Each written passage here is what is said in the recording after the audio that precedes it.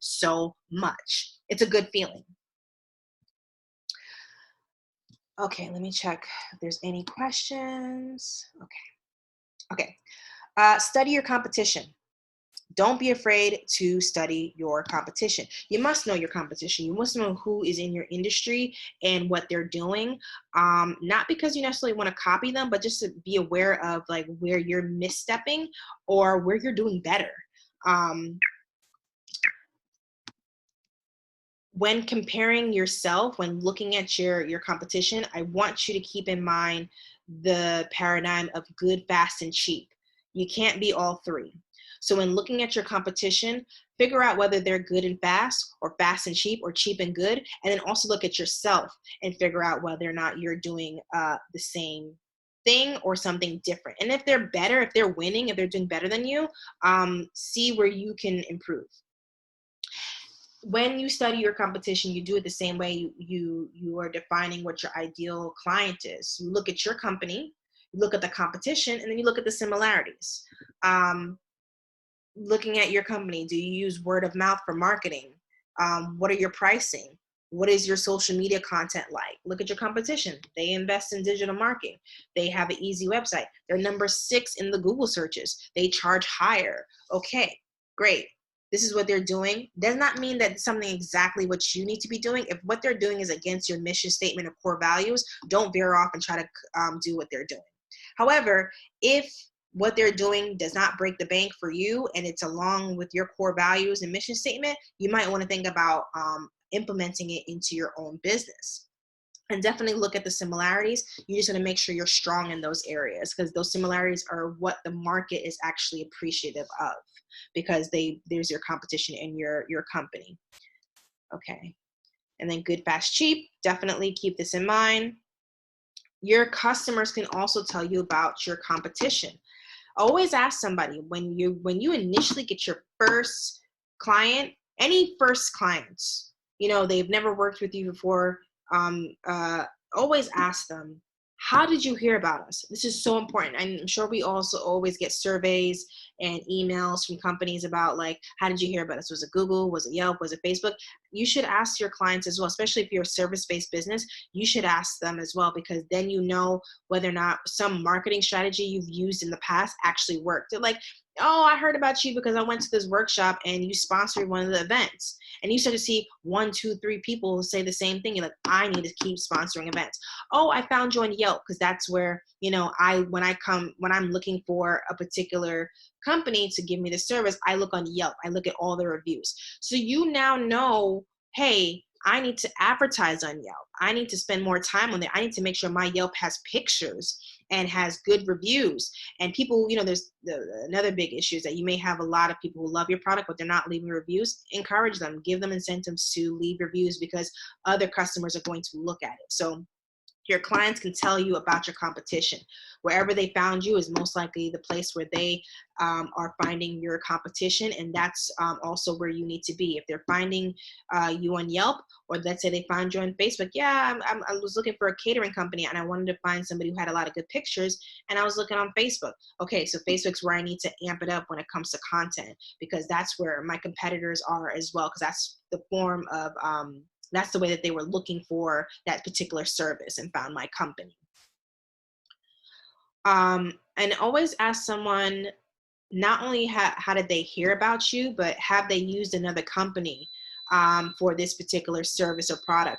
If you're selling shoes, ask them what shoes do they typically wear, what brand do they typically wear. You may be surprised the commonalities between you and another company. You ever thought that you had any similarities? I sell sneakers, and you find 5 out of the 6 customers you have all buy Adidas. Oh, well, I need to think about how I can be in the same space that Adidas is. And a little side note, when asking somebody, hey, have you used another company for this service? And if so, how did you like it?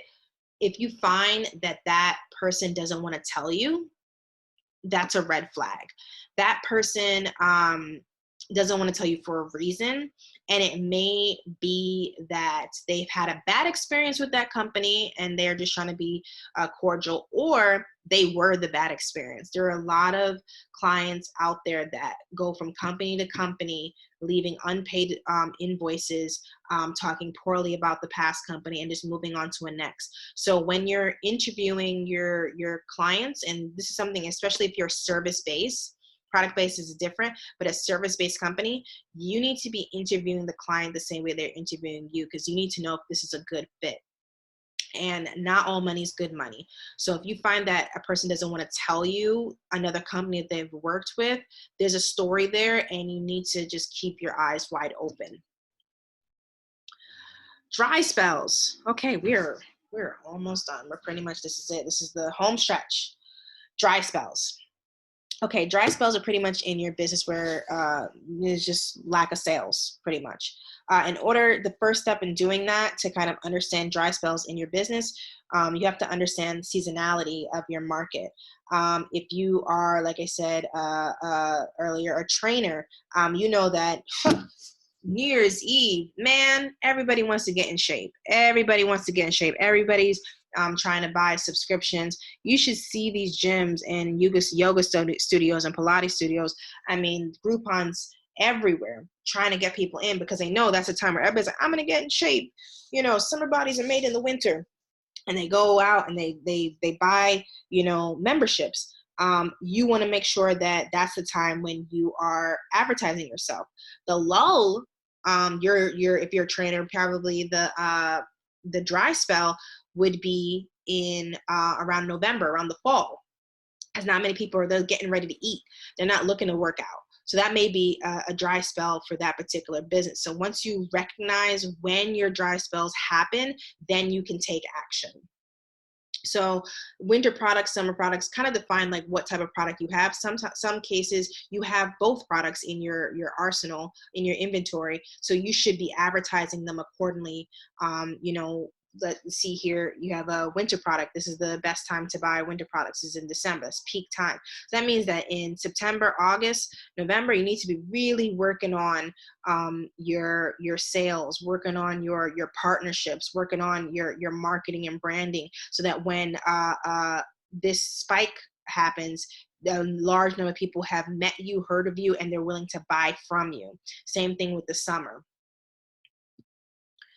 So in preparing for dry spells, you prepare for dry spells in the previous dry spell, before the last sales cycle, so that your next dry spell, it won't be a dry spell. This is the time when you build ad campaigns around that time, right before the sales cycle ticks up. You want to build ad campaigns. You want to work on how you are marketing yourself. You want to work on your content. This is also a time, and I always say that dry spells are usually around January. It's cold. Nobody wants to leave their house. No one wants to be bothered, unless it's to pretend that you're going to go to the gym. It's a great time to start reevaluating the success of past strategies. What has worked? What has not worked? What do we need to put on the back burner? What products have not sold at all? They need to get off the shelf. They don't even need to take up space or inventory. Get them off. This is the time when you need to reevaluate your business. Pay attention to your cash flow. You want to be able to save up enough so that during the dry spell, you have enough to survive through that dry spell. Build partnerships. This is the time to build partnerships. Partnerships, I have to tell you, they take about 3 to 4 months to actually come to fruition, because you're first establishing who you want to partner with. Then you are building that relationship with that person. Then you have to do a pitch. Then they have to choose whether or not to work with you. Then you have to actually work with them. It's a process. It's not going to happen overnight. It's going to take time, and you have to prepare for that. But if you're working on 6 different partnerships, maybe only one works out. That's usually how it goes. When that partnership starts, you need to be working on another 6. So that you'll never really have a complete dry spell. You have to constantly working on your marketing and branding, constantly networking, constantly out there, your product and service out there.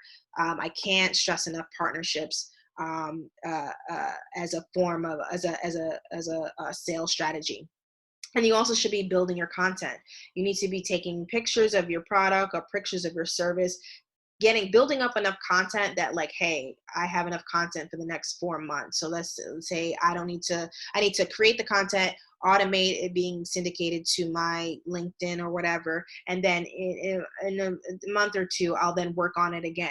But right now I just need to sit down for like a week and just work on blogs, work on pictures and videos and stuff like that, and splicing it up and getting it out there, so that you can use that for when you're building your ad campaigns, and then it's on automatic.